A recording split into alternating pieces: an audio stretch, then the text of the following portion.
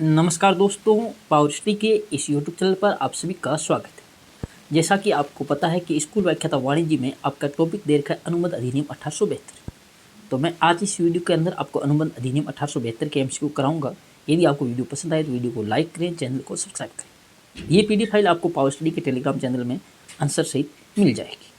Question number 1 है आपके सामने। संनियम का अर्थ है भारत सरकार द्वारा बनाए गए नियम, उपनियम, वैधानिक प्रक्रियाएं, उपयुक्त सभी। तो राइट आंसर हो जाएगा ऑप्शन डी यानी उपयुक्त सभी। क्वेश्चन नंबर 2 आपके सामने है। व्यापारिक संनियम राजनियम की वह शाखा है जिसमें व्यापारिक व्यक्तियों के उन अधिकारों एवं दायित्वों का वर्णन होता है जो व्यापारिक संपत्ति के विषय में व्यापारिक व्यवहारों से उत्पन्न होते हैं। ये परिभाषा है प्रोनेने की, MC शुक्ला की, सर विलियम एंसन की, न्यायाधीश साइमन की। तो ये परिभाषा आपके MC शुक्ला की। क्वेश्चन नंबर 3 आपके सामने। व्यापारिक संनियम के क्षेत्र में आने वाला अधिनियम है भारतीय अनुबंध अधिनियम 1872, औद्योगिक संनियम, श्रम संनियम या उपयुक्त सभी अधिनियम। तो राइट आंसर ऑप्शन डी उपयुक्त सभी अधिनियम। क्वेश्चन नंबर 4 आपके सामने। भारतीय अनुबंध अधिनियम भारत में कब से लागू है? तो ये आपके 1 सितंबर 1872 से लागू है। राइट आंसर हो जाएगा ऑप्शन ए। क्वेश्चन नंबर 5 आपके सामने है। भारतीय अनुबंध अधिनियम में कुछ धाराओं को निरस्त कर आपको पता है कौन सा अधिनियम पृथक रूप में बनाया गया था? तो आपको पता है कि वस्तु बिक्री अधिनियम और साधारण अधिनियम, ये दोनों अधिनियम पृथक करके बनाए गए थे। तो राइट आंसर हो जाएगा ऑप्शन सी, वस्तु बिक्री अधिनियम और साधारण अधिनियम ये आपके बनाए गए थे। क्वेश्चन नंबर 6 आपके सामने। हानि रक्षा तथा गारंटी द्वारा अनुबंध संबंधी प्रावधान का उल्लेख कौन सी धारा में किया हुआ है? तो ऑप्शन आपके सामने है धारा 1 से 75 में, या धारा 124 से 47, या धारा 148 से 181, या धारा 182 से 238 तक। तो क्वेश्चन नंबर 6 इसका आपका राइट आंसर हो जाएगा ऑप्शन बी यानी धारा 124 से धारा 147 तक। क्वेश्चन नंबर 7 है। अनुबंध शब्द की उत्पत्ति हुई है अंग्रेजी भाषा के शब्द से, लैटिन भाषा के शब्द से, या फ्रांसीसी भाषा के शब्द से, या कोई नहीं। तो राइट आंसर हो जाएगा ऑप्शन बी लैटिन भाषा के शब्द से। क्वेश्चन नंबर 8 आपके सामने, ये इंपॉर्टेंट क्वेश्चन है, ध्यान रखना। अनुबंध एक ऐसा ठहराव है जो पक्षकारों के बीच दायित्व उत्पन्न करता है और उन्हें क्या करता है, ये परिभाषा किसने दी है? सर विलियम एंसन ने, या प्रोफेसर MC शुक्ला ने, या न्यायाधीश साइमन ने, या कोई नहीं। तो इसका आपका राइट आंसर हो जाएगा ऑप्शन सी न्यायाधीश साइमन ने। क्वेश्चन नंबर 9 आपके सामने है। भारतीय अनुबंध अधिनियम की किस धारा में अनुबंध को परिभाषित किया गया है? तो यह आपके अनुबंध को परिभाषित किया गया धारा 2H में। क्वेश्चन नंबर 10 आपके सामने। यदि दो पक्षकार एक साथ एक ही समय पर एक ही वस्तु के कर्म से क्रय तथा विक्रय के लिए प्रस्ताव करते हैं तो ये कहलाता है आपका सामान्य प्रस्ताव नहीं, प्रति प्रस्ताव या स्थानापन्न प्रस्ताव। तो ये आपका राइट आंसर हो जाएगा ऑप्शन सी यानी कि प्रति प्रस्ताव। स्थानापन्न प्रस्ताव वो होता है जो आपकी शर्त से हटकर के स्वीकृति दी जाती है। क्वेश्चन नंबर 11 आपके सामने है। अनुबंध के लिए आवश्यक है 2 या 2 से अधिक पक्षकार होने चाहिए। अनुबंध के आवश्यक तत्व है धारा 10 में दे रखे हैं, आपको पता होगा।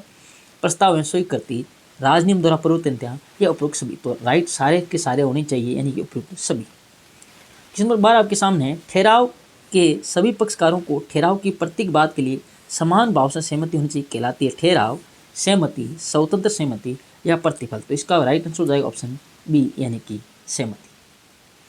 13 नंबर क्वेश्चन है। वेद अनुबंध का लक्षण है ठहराव का होना, बिल्कुल, स्वतंत्र सहमति होनी चाहिए, वैधानिक प्रतिफल होना चाहिए यानी उपयुक्त सभी। क्वेश्चन नंबर 14 आपके सामने है। वे ठहराव जो राजनियम द्वारा परिवर्तित नहीं करवाया जा सकता है क्या कहलाता है? यानी वेद अनुबंध, व्यर्थ अनुबंध, वैध ठहराव या अवैध ठहराव। तो क्वेश्चन नंबर जो 14 इसका आपका राइट आंसर हो जाएगा ऑप्शन सी यानी व्यर्थ ठहराव। क्वेश्चन नंबर 15 आपके सामने। वे ठहराव जो किसी एक पक्षकार की इच्छा पर व्यर्थ होता है किंतु दूसरे पक्षकार की इच्छा पर नहीं क्या कहलाता है? वैध ठहराव नहीं, व्यर्थ अनुबंध नहीं, व्यर्थनीय ठहराव बिल्कुल राइट आंसर सी यानी व्यर्थनीय ठहराव जो पीड़ित पक्षकार की इच्छा पर क्या होता है? परिवर्तनीय होता है। Question number 16। ऐसा ठहराव जो प्रारंभ से ही व्यर्थ होता है क्या कहलाता है? ठहराव, व्यर्थनीय ठहराव, व्यर्थ ठहराव या व्यर्थ अनुबंध। तो ऐसा ठहराव जो प्रारंभ से व्यर्थ होता है वो आपका क्या कहलाता है? व्यर्थ ठहराव कहलाता है। क्वेश्चन नंबर 17 आपके सामने है। वे अनुबंध जो अनुबंध करते समय तो वैध होता है किंतु आगे चलकर परिस्थितियों में परिवर्तन के कारण व्यर्थ हो जाता है क्या कहलाता है? व्यर्थ ठहराव, व्यर्थ अनुबंध, व्यर्थनीय अनुबंध या अवैध ठहराव। तो इसका आपका राइट आंसर हो जाएगा ऑप्शन बी यानी व्यर्थ अनुबंध। क्वेश्चन नंबर 18 आपके सामने। वे अनुबंध जो मूलतः वैध होता है किंतु कुछ तकनीकी कमियों के कारण निष्पादित नहीं करवाया जा सकता है क्या कहलाता है? वैध ठहराव, ठहराव, अप्रति अनुबंध या व्यर्थनीय ठहराव। इसका आपका राइट आंसर हो जाएगा ऑप्शन सी यानी अपरिवर्तनीय अनुबंध। क्वेश्चन नंबर 19 आपके सामने, वे अनुबंध जो पक्षकारों के कार्य या आचरण से प्रकट होता है, न कि उनके लिखित या मौखिक शब्दों से, तो ऐसा कहलाता है आपका अनुबंध गर्भित अनुबंध कहलाता है, जो व्यवहार या आचरण द्वारा प्रकट होता है। क्वेश्चन नंबर 20 आपके सामने है, वे अनुबंध जो कानून द्वारा पक्षकारों पर थोपा जाता है, क्या कहलाता है? इंपॉर्टेंट क्वेश्चन है। वेद अनुबंध नहीं, अर्ध अनुबंध बिल्कुल राइट है, ऑप्शन बी। क्वेश्चन नंबर 21 आपके सामने है, जब किसी प्रस्ताव की स्वीकृति प्रस्ताव की शर्तों से हटकर की जाती है तो उस पर स्वीकृति को स्वीकृति नहीं बल्कि क्या कहते हैं? उसको स्थानापन्न प्रस्ताव कहते हैं। क्वेश्चन नंबर 22 आपके सामने है, अनुबंध व्यर्थ होता है जब उसमें सहमति उत्पीड़न से प्रभावित हो, अनुचित प्रभाव द्वारा प्रभावित हो, गलती से प्रभावित हो या उपयुक्त सभी। तो राइट आंसर हो जाएगा ऑप्शन आपका 22 नंबर का, अनुबंध कब व्यर्थ होता है? तो इसका राइट आंसर हो जाएगा ऑप्शन सी, यानी कि गलती से प्रभावित हो। क्वेश्चन नंबर 23 आपके सामने है, वे व्यक्ति जो किसी दूसरे के माल को प्रतिभूति के रूप में स्वीकार कर निक्षेप ग्रहण करता है, क्या कहलाता है? गिरवी ग्राही या निक्षेप ग्रहीता या गिरवी करता है या गिरवी, तो वो आपके कहलाता है गिरवी ग्राही। क्वेश्चन नंबर 24 आपके सामने है, वे गारंटी जो व्यवहारों की श्रृंखला तक विस्तृत होती है कहलाती है विशिष्ट गारंटी, चालू गारंटी या विशिष्ट एवं चालू गारंटी या कोई नहीं। क्वेश्चन नंबर 24 का राइट आंसर हो जाएगा ऑप्शन बी, चालू guarantee. 25 number question, important question, सांयोगिक अनुबंध जो किसी घटना के घटित होने या न होने पर निर्भर करते हैं, तो ये आपके हानि रक्षा का अनुबंध, गारंटी का अनुबंध, बीमा का अनुबंध या उपयुक्त सभी। तो राइट आंसर हो जाएगा ऑप्शन डी, यानी उपयुक्त सभी। ये आपके जो है उत्तरमाला दे रखी है, आप चेक कर सकते हैं। क्वेश्चन नंबर वापिस 1 से, क्वेश्चन नंबर 1 है, वेद प्रस्ताव के लिए वैधानिक रूप से क्या आवश्यक है? 1 से अधिक पक्षकार होने चाहिए, बिल्कुल होने चाहिए। प्रस्ताव वैधानिक समझ स्थापित करने का होना चाहिए, बिल्कुल। प्रस्ताव की शर्तें निश्चित होनी चाहिए, यानी कि ऑप्शन डी ही राइट हो जाएगा। क्वेश्चन नंबर 2 आपके सामने, वेद प्रस्ताव का आवश्यक लक्षण नहीं है। प्रस्ताव सकारात्मक अथवा नकारात्मक हो सकता है, बिल्कुल हो सकता है। प्रस्ताव पशु पक्षियों के माध्यम से भी किया जा सकता है, बिल्कुल किया जा सकता है। न्यायालय टेप के प्रस्ताव को वेद प्रस्ताव मानते हैं, ये बात गलत है। ये राइट आंसर हो जाएगा ऑप्शन सी। और ऑप्शन डी क्या है? प्रस्ताव दूसरे पक्ष और उत्तर देने की बाध्य करने वाला नहीं होना चाहिए, ये बात भी बिल्कुल सही है। क्वेश्चन नंबर 3 इंपॉर्टेंट क्वेश्चन, नीलामी का विज्ञापन है। प्रस्ताव करने की इच्छा, केवल प्रस्ताव, वेद प्रस्ताव या एक ठहराव। तो नीलामी का विज्ञापन आपकी क्या है? प्रस्ताव करने की इच्छा। क्वेश्चन नंबर 4 है, प्रस्ताव के लिए निमंत्रण है, पूछताछ का उत्तर, बीमा का विज्ञापन, रिक्त पदों के लिए आवेदन की सूचना या उपयुक्त सभी। तो ये सभी के सभी प्रस्ताव के लिए निमंत्रण है, राइट आंसर हो जाएगा ऑप्शन डी। क्वेश्चन नंबर 5 आपके सामने, वेद स्वीकृति के लिए निम्न में से क्या वैधानिक रूप से अनिवार्य नहीं है? स्वीकृति का समन, यानी उचित तरीके से स्वीकृति को पेश करना होना चाहिए, बिल्कुल। स्वीकृति का पूर्ण और सत्रित होना, ये बात भी सही है। निर्धारित समय में संवेदन नहीं हो तो मौन रहना स्वीकृति माना जाए, ये आपके अनिवार्य रूप से, ये आपके नहीं है। बाकी स्वीकृति उसी व्यक्ति द्वारा की जाए जिसे स्वीकृति का अधिकार, ये बात ही बिल्कुल सही है। क्वेश्चन नंबर 6 आपके सामने, वेद स्वीकृति का नियम नहीं है। स्वीकृति पूर्ण और सत्य होनी चाहिए, ये बात बिल्कुल सही है। स्वीकृति आचरण द्वारा भी दी जा सकती, बिल्कुल सही है। प्रस्ताव को जाने बिना भी स्वीकृति दी जा सकती है ना, ये बात गलत है आपकी। बाकी सामान्य प्रस्ताव की कोई भी व्यक्ति प्रस्ताव की शर्तों का पालन करते हुए स्वीकृति दे सकता है, ये बात ही बिल्कुल सटीक और सही है।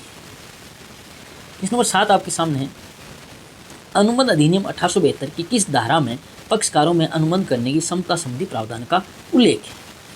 धारा 10 में, धारा 11 में, धारा 12 में, धारा 15 में। तो अनुबंध करने की क्षमता, इसके अंदर प्रावधान है कि जो है व्यक्ति है क्या होना चाहिए? वयस्क होना चाहिए, ये सारी बातें। तेज और मस्ती का नहीं होना चाहिए, ये सब किसमें प्रावधान है? धारा 11। इस नंबर 8 है, एवश्यक के संबंध में महत्वपूर्ण मामला कौन सा है? लाल बल शुक्ल बनाम गोरीदत्त, मोरी बीबी बनाम धर्मोदास घोष, श्रीमती कार्लिल बनाम कार्बोलिक स्मोक बॉल कंपनी का मामला या कोई नहीं। तो इसका आपका राइट आंसर हो जाएगा ऑप्शन बी, मोरी बीबी बनाम धर्मोदास घोष। इस नंबर 9 आपके सामने है, एक एवश्य के साथ किया गया ठहराव होता है अवैध, वेद, प्रभाव शून्य या व्यर्थ में।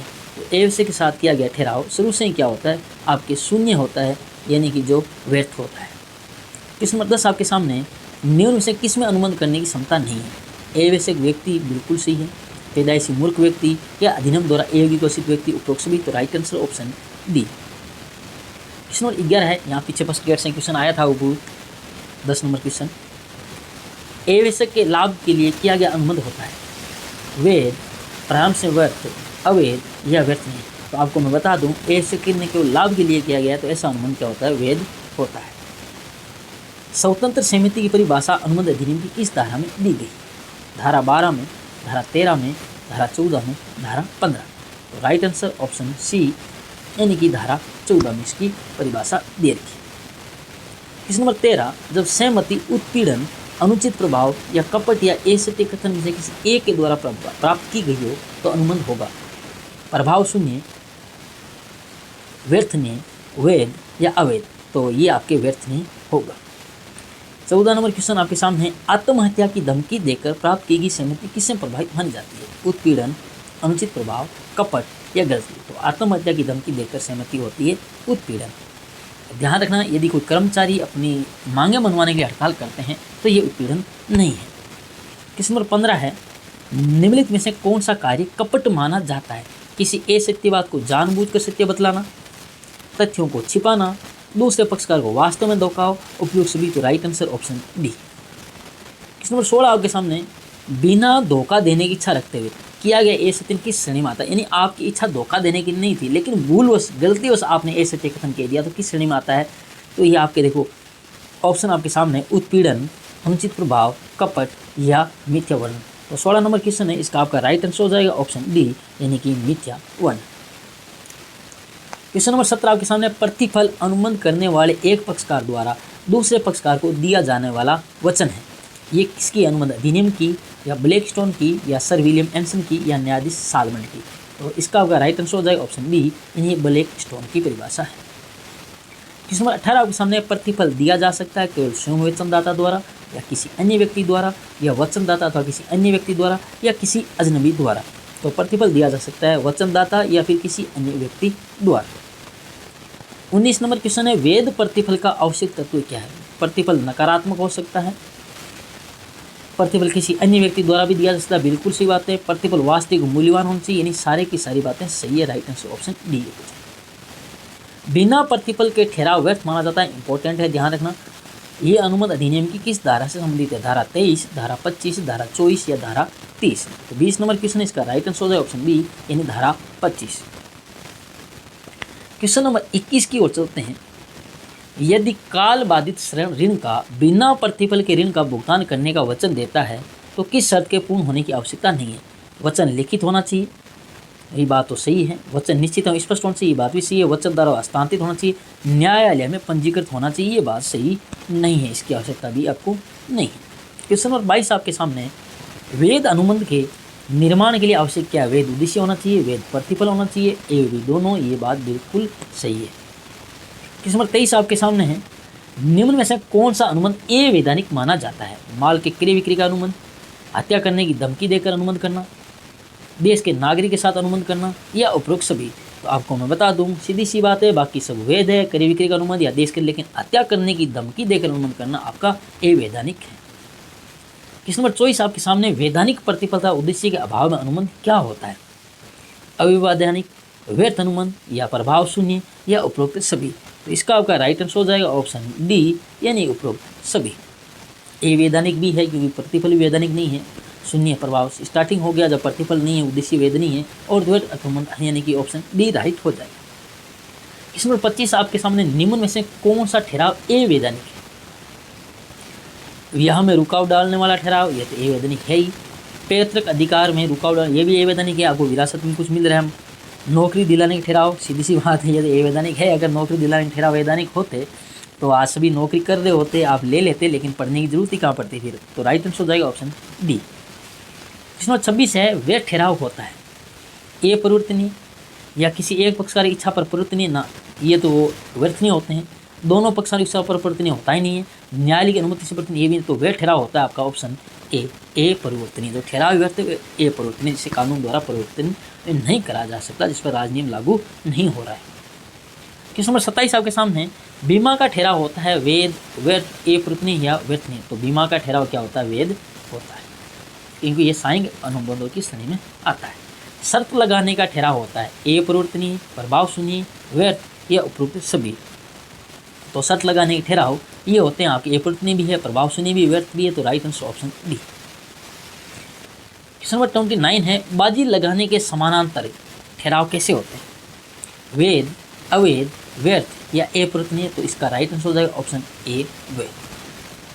क्वेश्चन नंबर 30 आपके सामने लॉटरी के ठहराव होते हैं अवैधानिक, परिवर्तनीय, वैध या उपरोक्त सभी।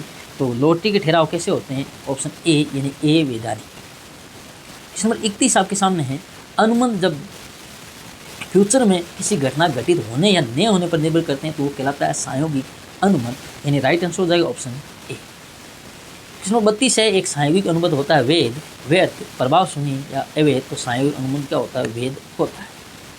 क्वेश्चन नंबर 33 आपके सामने, संयोगिक अनुबंध में वचन देता है एक पक्षकार, दोनों पक्षकार या ए व बी दोनों या फिर उपरोक्त कोई। तो संयोगिक अनुबंध में वचन देता है एक पक्षकार और जो आपकी अनुबंध करने वाली कंपनी वगैरह वो आपको वचन आपसे बात करती है, आप क्या देते हैं? वचन देते हैं। क्वेश्चन नंबर 34 आपके सामने है, संयोगिक अनुबंध होता है साधारण, असाधारण, विशिष्ट या उपरोक्त से कोई नहीं। तो संयोगिक अनुबंध होता है वो आपका कैसा होता है? असाधारण अनुबंध। क्वेश्चन नंबर 35 आपके सामने है, किन दशाओं में अनुबंध का निष्पादन करना आवश्यक नहीं है? यानी अनुबंध को क्या करना? पूर्ण रूप से करना आवश्यक नहीं है, आपने पूर्णतः पालन नहीं किया। जब निष्पादन करना असंभव हो जाए, जब अनुबंध को निरस्त कर दिया जाए, जब ठहराव गैरकानूनी हो और उपरोक्त सभी। तो right answer option D. Question number 36 आपके सामने, अनुबंध की समाप्ति, लास्ट टाइम ये क्वेश्चन आया था फर्स्ट ग्रेड में, समाप्त वाला अनुबंध का निष्पादन वाला। अनुबंध की समाप्ति तब मानी जाती है जबकि अनुबंध के पक्षकारों का कोई दायित्व शेष नहीं बचता है। बात सही है।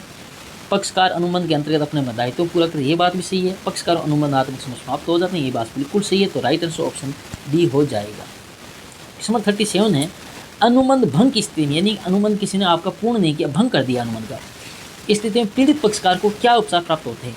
सत्य पूर्ति के लिए वाद प्रस्तुत कर सकता है, बिल्कुल। अनुबंध के निष्पादन से मुक्ति का ये भी है।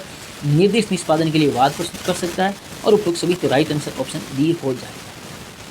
क्वेश्चन नंबर 38 आपके सामने, निर्दिष्ट निष्पादन का आदेश कब दिया जाता है?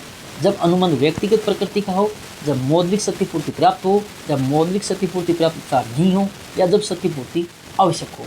तो राइट आंसर हो जाएगा इसका ऑप्शन सी, जब मौद्रिक क्षतिपूर्ति प्राप्त उपचार नहीं हो। किस नंबर, यानी कि अगर कोई निष्पादन है, अगर आपने नहीं किया है तो हो सकता है अगर उसको मौद्रिक क्षतिपूर्ति दे के उसको निष्पादन किया जा सकता है, भाई ये आपका नहीं किया तो आप इसे इतने रुपये की क्षतिपूर्ति ले लो और अनुबंध का समाप्त समझो। लेकिन जब निर्दिष्ट आदेश कब देंगे? जब मौद्रिक क्षतिपूर्ति उसका पर्याप्त उपचार नहीं है, जो काम रुपयों से सड़ने वाला नहीं है। क्वेश्चन नंबर 39 आपके सामने, जब कानून एवं न्यायालय द्वारा पक्षकारों पर अनुबंध होना थोप दिया जाता है तो ये कहलाता है अर्ध अनुबंध कहलाता है। राइट आंसर ऑप्शन बी हो जाएगा। क्वेश्चन नंबर 40 आपके सामने, ये अच्छा क्वेश्चन है, देखो। रास्ते में पड़े हुए माल को पाने वाला उस माल का बिक्री किस दशा में कर सकता है? जब माल निश्चित हो, या माल ज़्यादा मूल्यवान हो, या माल शीघ्र नष्ट होने वाली प्रकृति का हो, या माल कम मूल्यवान हो। यहाँ पर अर्ध अनुबंध लगता है, ऐसी कंडीशन में ध्यान रखना। तो राइट आंसर इसका हो जाएगा ऑप्शन सी, जब माल शीघ्र नष्ट होने वाली प्रकृति का हो। क्वेश्चन नंबर 41 आपके सामने है, निम्नलिखित में से कौन सा अनुबंध अर्ध अनुबंध है? गलती से अथवा उत्पीड़न के अंतर्गत धन का भुगतान अथवा वस्तु की क्षतिपूर्ति देने पर, संयोगिक अनुबंध, निक्षेप के अनुबंध या गिरवी के अनुबंध। तो ऑप्शन इसका राइट हो जाएगा ऑप्शन ए, गलती से अथवा उत्पीड़न के अंतर्गत धन का भुगतान अथवा वस्तु की क्षतिपूर्ति देने पर। क्वेश्चन नंबर 42 आपके सामने है, क्षतिपूर्तिकर्ता का क्षतिपूर्ति धारक की क्षतिपूर्ति का दायित्व प्रारंभ होता है जब क्षतिपूर्ति धारक को वास्तविक हानि हुई हो, क्षतिपूर्ति का दायित्व स्पष्ट एवं निश्चित हुआ हो, उसे भुगतान के लिए कहा गया हो या भुगतान के लिए निश्चित तिथि कर दे। तो इसका राइट आंसर हो जाएगा ऑप्शन ए, जब क्षतिपूर्ति धारक को वास्तविक हानि हुई हो। क्वेश्चन नंबर 43 आपके सामने है, जब एक पक्षकार की 10 त्रुटि हो जाने पर दूसरा पक्षकार उसके दायित्व का भुगतान करने का वचन दे तो ऐसे अनुबंध को क्या कहते हैं? निक्षेप का अनुबंध, गारंटी का अनुबंध, हानिरक्षक अनुबंध, गिरवी अनुबंध। आपको पता होगा कई बार जब लोन लेते हैं तो गारंटर होता है, या बैंक में खाता खुलाते हैं तो गारंटर। तो ये गारंटी का अनुबंध क्या कहता है कि भाई ये पक्षकार त्रुटि करता है, इसकी जगह इसका दायित्व का भुगतान मैं करूँगा। तो ये गारंटी का अनुबंध हो जाएगा। क्वेश्चन नंबर 44 आपके सामने, प्रतिभू का दायित्व होता है मूल ऋणी के बराबर, मूल ऋणी से अधिक, मूल ऋणी से कम या न्यायालय के आदेशानुसार। तो राइट आंसर हो जाएगा ऑप्शन ए, मूल ऋणी के बराबर। क्वेश्चन नंबर 45 है, गारंटी के अनुबंध में कितने पक्षकार होते हैं? 2, 3, 4 या कितने भी। तो गारंटी के अनुबंध में कितने पक्षकार होते हैं? आपके क्वेश्चन नंबर 45 है, इसका राइट आंसर हो जाएगा ऑप्शन बी, यानी कि 3 पक्षकार। 2 तो वो जो आप अनुबंध कर रहे हैं, 1 आप जो गारंटी दे रहे हैं। गारंटी का अनुबंध होता है बाजी का ठहराव, अर्ध अनुबंध, द्विमा अनुबंध या संयोगी अनुबंध। तो गारंटी का अनुबंध होता है आपका संयोगी अनुबंध। क्वेश्चन नंबर 47 आपके सामने, निम्न में से किस संपत्ति का निक्षेप किया जा सकता है? चल संपत्ति का, अचल संपत्ति का, ए व बी दोनों, या उपरोक्त में से कोई नहीं। तो क्वेश्चन नंबर 47 इसका राइट आंसर हो जाएगा ऑप्शन ए, चल संपत्ति का। क्वेश्चन नंबर 48 आपके सामने है, निम्न में से कौन सा निक्षेप के अनुबंध का आवश्यक तत्व है? अनुबंध, माल की सुपुर्दगी, माल की वापसी या उपरोक्त सभी। तो इसका राइट आंसर हो जाएगा ऑप्शन डी। ध्यान रखना आपके सिलेबस में है, अनुबंध अधिनियम 1872 की धारा 1 से 75 तक ही है, वो आपके सिलेबस में है ना, सिलेबस में। क्वेश्चन नंबर 49 आपके सामने है, निम्न में से किस व्यक्ति को सामान्य ग्रहण अधिकार प्राप्त नहीं है? बैंक, आढ़तिया, गोदाम अधिकारी या खोई हुई वस्तु पाने वाला। तो इसका राइट आंसर हो जाएगा ऑप्शन डी, यानी खोई हुई वस्तु पाने वाला। क्वेश्चन नंबर 50 आपके सामने है, निक्षेप में माल के अधिकार का हस्तांतरण होता है स्थायी रूप से, स्वतंत्र उपयोग हेतु या उपयोग में से कोई नहीं। निक्षेप यानी कि जब अपन माल किसी को सामान वगैरह या माल वगैरह देते हैं कि आप इसको काम में ले लो, बाद में मेरे को वापस लौटा देना, तो ये आपका अस्थायी रूप से उपयोग हेतु। इसमें 51 आपके सामने है, ऋण के भुगतान की सुरक्षा के लिए एक व्यक्ति द्वारा दूसरे व्यक्ति को सुपुर्द किए गए माल को हम क्या कहेंगे? तो इसे हम क्या कहेंगे? गिरवी रखना। 52 नंबर क्वेश्चन है, गिरवी के अनुबंध में हस्तांतरण होता है स्वामित्व का, अधिकार का, स्वामित्व अधिकार का या अभिरक्षा का। तो आपको पता होगा इसमें गिरवी के अनुबंध में स्वामित्व और अधिकार का हस्तांतरण होता है। क्वेश्चन नंबर 53 आपके सामने, तीसरे पक्षकार से अनुबंध करने के लिए नियुक्त किए जाने वाले व्यक्ति को क्या कहा जाता है? तो इसका आपका राइट आंसर हो जाएगा ऑप्शन ए, यानी कि एजेंट।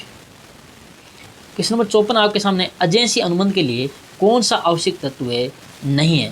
तो देखो ऑप्शन है क्वेश्चन नंबर 54 का, प्रधान का अनुबंध करने के योग्य होना, एजेंट का अनुबंध करने के योग्य होना, एजेंट का प्रधान के प्रतिनिधि के रूप में कार्य करना, या एजेंट और प्रधान के बीच स्पष्ट या गर्भित ठहराव होना। तो राइट आंसर हो जाएगा ऑप्शन बी, एजेंट का अनुबंध करने की योग्य होना। क्वेश्चन नंबर 55 है, एजेंसी की समाप्ति हो सकती है पारस्परिक ठहराव द्वारा, कार्य पूरा हो जाने पर, विषय वस्तु पर नियोक्ता का अधिकार समाप्त हो जाने पर, या उपरोक्त सभी के द्वारा। Right answer option D.